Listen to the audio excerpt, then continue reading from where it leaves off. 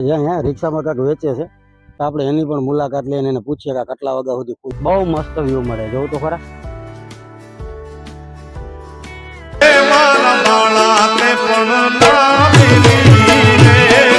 કેમ છો ફેમિલી?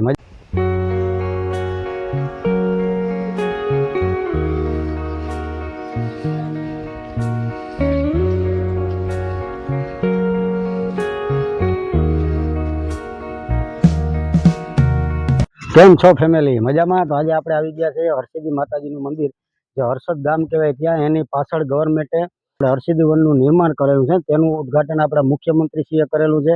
તો આપણે આજે એને એક્સપ્લોર કરશું અને તમે અમારી સાથે જોડાઈ ગયેલા રહેશો. અહીંયા જે ગાર્ડન છે એનું નામ આપેલું છે સૌરાષ્ટ્રની સુગંધ. તો ચાલો એની અંદર પણ આપણે જઈએ. આ બાજુ આ કૂવો અને આ બધું બનાવેલું છે.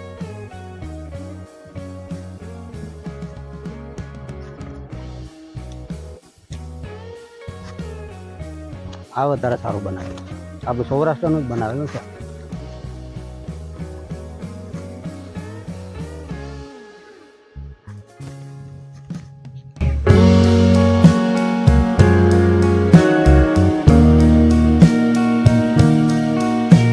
તો બધાથી વધારે મને પસંદ હોય ને, બધાથી વધારે કઈ પસંદ હોય ને તો આ છે.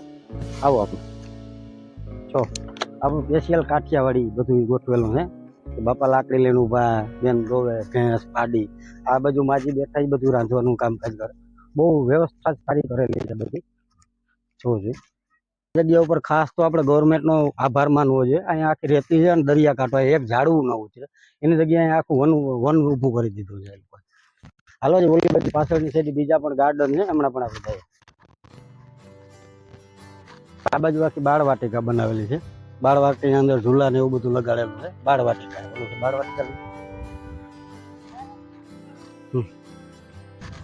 આ બાજુ બધા આપણે પશુ પંખી ને એવું બધું મૂકેલું. આ ડોલ્ફિન બનાવેલી. આ બાજુ આવે ને તમે જોઈ શકો, બોર્ડની ઉપર પણ આ ડોલ્ફિન છે આખી. આપણે ગુલાબી ફેણ છે બનાવેલી, બધા પક્ષીઓ બનાવેલા. વહાં પણ એક દૂર પણ છે, ગુલાબી ફેણ બનાવેલી છે. આ કાચબા બનાવેલા છે બે ત્રણ અંદર જવા માટે.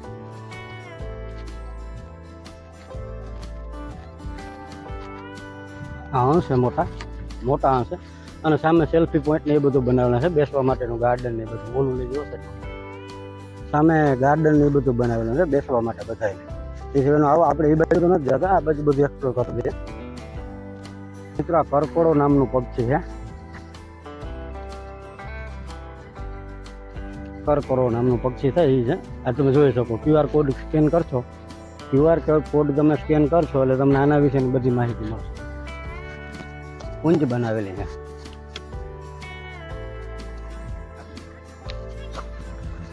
યુઝ કરીને આ બાજુ આપણા ગિરનાર, જુનાગઢ અને આપણું સૌરાષ્ટ્ર એની અંદર ખાસ જોવા મળતો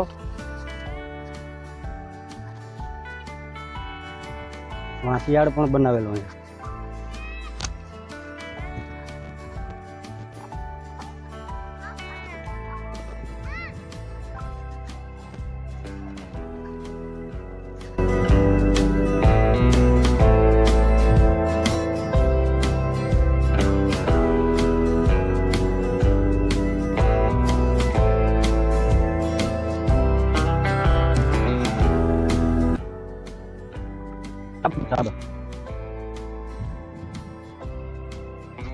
સાબર જેવું બનાવેલું છે. કદાચ તમે પણ તમારી ટુરિસ્ટ પ્લેસમાં તો બેસ્ટ જગ્યા બનાવેલી છે. તમે પોરબંદરથી દ્વારકા અથવા તો દ્વારકાથી પોરબંદર બાજુ જતા હો તો ખાસ અહીંયા આવવા જેવું છે.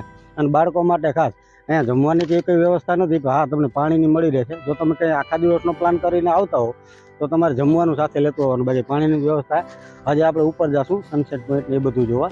બાકી તો આ બીજું તો ગાર્ડનની અંદર પૂરું થઈ ગયું. સામે છે ઓલો સેલ્ફી પોઈન્ટ ને એ બધો. બાકીનું તો ઉપર છે આગળ આપણે સેલ્ફી પોઈન્ટ ને ચાલુ એ બાજુ છે. અહીંયા એક ઝરખ છે એ લેતા જઈએ. પછી આ થોડાક માણસો આવેલા છે એને પણ પૂછશું આપણે. ઝરખ જેવું બનાવેલું છે. સામે આપણે દેખાય હરસિદ્ધિ માતાજીનું મંદિર છે. પહેલાં જે આપણે ડુંગર ઉપર આવતા ને, પહેલાં ડુંગર ઉપર અત્યારે તો અહીંયા કોઈને જવા નથી દેતા. આગળની બાજુથી સીડી પણ બંધ કરી દીધી છે એટલે એ બાજુ કોઈને જવા નથી દેતા. પોઈન્ટ એ બધું જોયું છે.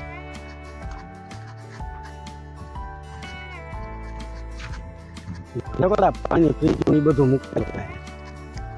ઠંડા પાણી વ્યવસ્થા પણ ગવર્મેન્ટે સારી કરેલી છે, જાય મૂકેલું છે.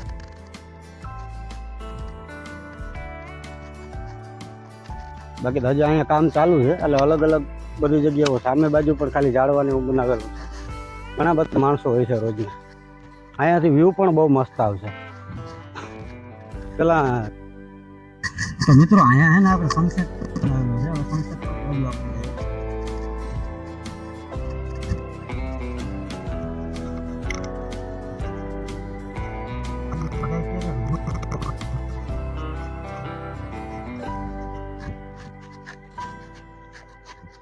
આપણે પોરબંદર ની અંદર તમે કોઈ દે આવ્યો તો સુદામાજી મંદિર ની અંદર ફૂલ ભલાવણી બનાવેલી છે.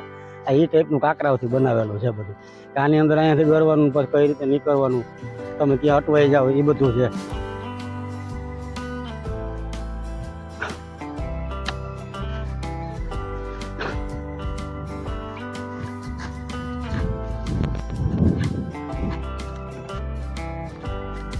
બહુ મસ્ત વ્યૂ મળે, જોવું તો ખરા.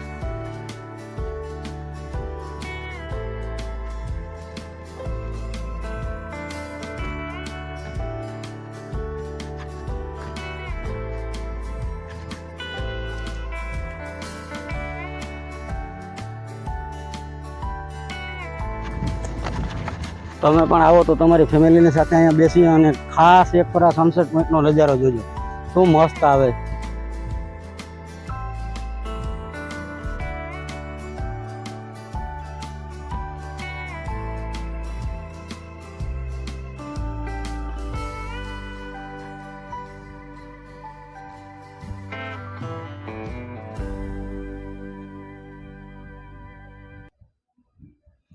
ખાસ મિત્રો અહીંયા તમારે પણ આવવા જેવું જ છે. તમે પણ એકવાર તમારી ફેમિલીને લઈને આવજો. અહીંયા તમે હર્ષદ માતાજીનું મંદિર તો તમે જોયું જશે. આ એની પાછળ જ બનાવેલું છે, આપણે ગુજરાત વન વિભાગે બનાવેલું છે. ખાસ આવવા જેવું છે.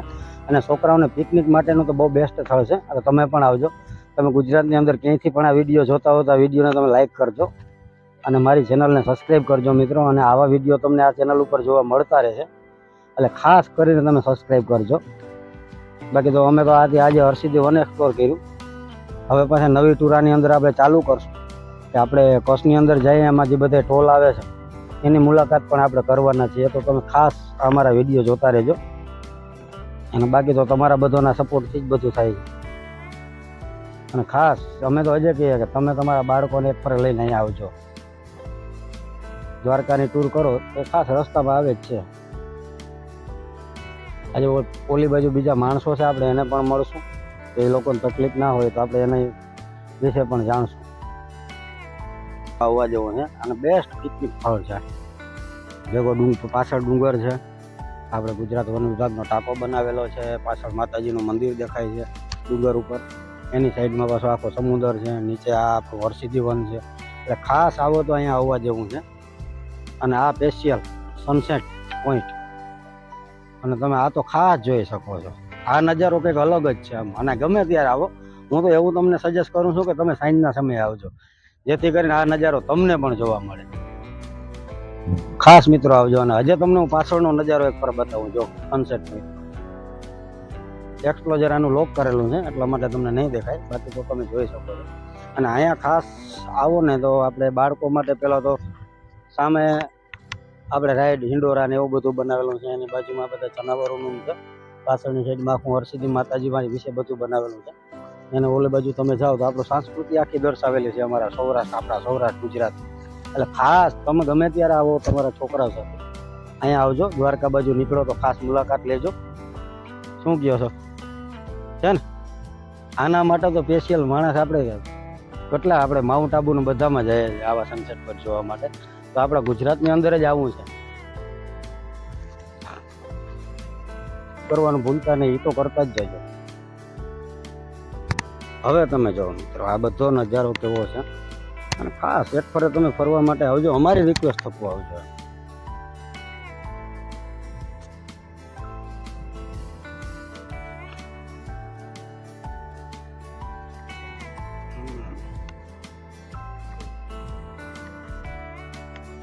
ડુંગર કહીએ આ બાજુ કવર કરેલા, બધા જે રોપા વાવેલા છે પણ રોપાને બધાને કવર કરેલા છે. એ કવર તો એટલા માટે કરેલા હશે કે ભાઈ આપણે સમુદ્ર દરિયો બાજુમાં છે તો ખારાશ ના ઉડે એટલા માટે ખાસ. બાકીનું આ બધું તો એક્સપ્લોર કીધું. અહીંયા પીવા માટે પાણીની ફ્રીજ પણ મૂકેલી છે. અહીંયા ફ્રીજ મૂકેલી છે પીવા માટે, તમે ગમે ત્યારે આવો તો.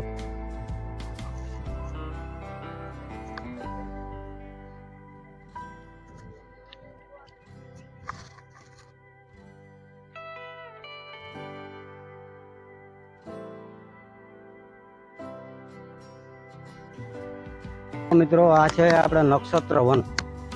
આ બાજુનું છે પવિત્ર વન. આ તમે જોઈ શકો છો. આમાં આપણા લગભગ નક્ષત્ર બધા લખેલા છે. બધા આપણા વૃક્ષો છે એના નામ લખેલા છે. આંબળા, કેરી, લીમડો, જે બધું આપણા ગુજરાત ફોરેસ્ટ ડિપાર્ટમેન્ટની અંદરમાં, અને આપણે અહીંયા ખાસ કરીને સૌરાષ્ટ્રમાં થાય એ જ બધું છે. ઉપર નક્ષત્ર વન લખેલું છે. આની અંદર પણ એ જ વનસ્પતિ બધી વાવેલી છે. ઝેર બધું વાવેલું છે. આજે આગળના ગાર્ડનમાં પણ કામ ચાલુ છે.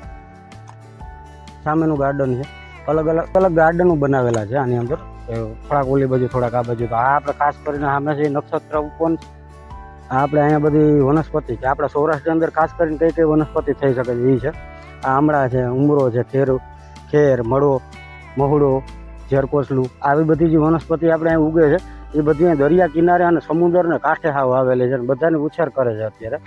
જોકે સમુદ્ર દરિયા કાંઠે તો કંઈ પણ ઉછેરવું અઘરું છે આપણા માટે, છતાં આ લોકો આટલી મહેનત કરે છે. અને ખાસ કરીને તો આપણે આ બધું બનાવ્યું એના પછી ઉપર દેખાય છે એ બધા આવ્યા ને એ બધા સનસેટ ફાટું જ આવેલા છે. આખા સનસેટનો નજારો છે એ કંઈક અલગ જ છે. આપણે બિલ્લી છે, અર્જુન સાડા, જેવા આપણે નામ નથી સાંભળેલા ને એવા વનસ્પતિ વાવેલી છે. ગુગળ તો ઠીક કે આપણે થાય જ છે. આ બોરસાલી એટલે અનુરાધા આવે એને આપણે એને તો ઓળખતા, ગરમાળો એને ઓળખીએ છીએ. જ્યાં સીમડો, આવી બધી વનસ્પતિ ક્યાં ઉછેરે છે. પહેલાં તો આમાં એવું કરેલું છે કે અહીંયાથી રેતી હતી બધી કાઢી, એની અંદર ધૂળ બીજી નાખી, બહારથી લઈ આવી ધૂળ નાખી અને આ બધી ઉછેરવાલી. એટલા તમે જોઈ શકો બધા એમાં બ્લુ પડદા મારેલા છે અને લખેલું છે ફોરેસ્ટ ડિપાર્ટમેન્ટ. આવું પણ આપણે દ્વારકાની અંદર પણ બનાવેલું છે. આ 7મું કે 8મું છે દ્વારકાની અંદર નાગેશ્વન બનાવેલું છે. નાગેશ્વર. એના પછી આ હર્ષિદી વન બનાવેલું છે. મુખ્યમંત્રીશ્રીના હાથે ઉદઘાટનથી લોકાર્પણ કર્યું ને આનું, આ ગાર્ડનનું, ત્યારનું બોર્ડ છે, તમે આમાં જોઈ શકો છો. 75માં વન મહોત્સવ રાજ્ય કક્ષાની ઉજવણી નિમિત્તે રાજ્યના 23માં સાંસ્કૃતિક વન હર્ષિદી વનનું લોકાર્પણ આપણા મુખ્યમંત્રી શ્રી ભૂપેન્દ્રભાઈ પટેલ તરફથી કરેલું છે. બાકીનું તમે આનો સ્ક્રીનશોટ લઈ અને બધું વાંચી શકો છો.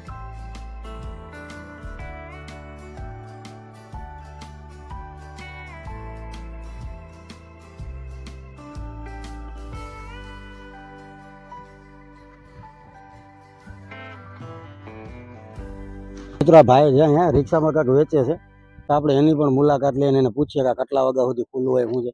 આ કેટલા વાગ્યા સુધી ખુલ્લું હોય? 6:30. 6:30 વાગ્યા સુધી કાયમીનું. સવારે કેટલા વાગે? સર ડેલી 8 વાગે ખુલી જાય. ડેલી 8 વાગે. તમે અહીંયા શું વેચો છો? પાણી ને એવું બધું? નાસ્તા પાણી ને એવું બધું. નાસ્તા પાણી. અહીંયા જમવાનું ની તો કઈ વ્યવસ્થા નથી ને? જમવાની વ્યવસ્થા કઈ નથી બરાબર. તમે સવારે રિક્ષા લઈને આવો પછી સાંજના વૈયા જાઓ, કાંઈ વાંધો નથી. કોઈ પણ મિત્રો તમે જો ફરવા આવતા ભાઈ પાસે થોડું ઘણું લઈ લેજો પાણીનું બધું, તમારી પાસે ના હોય તો.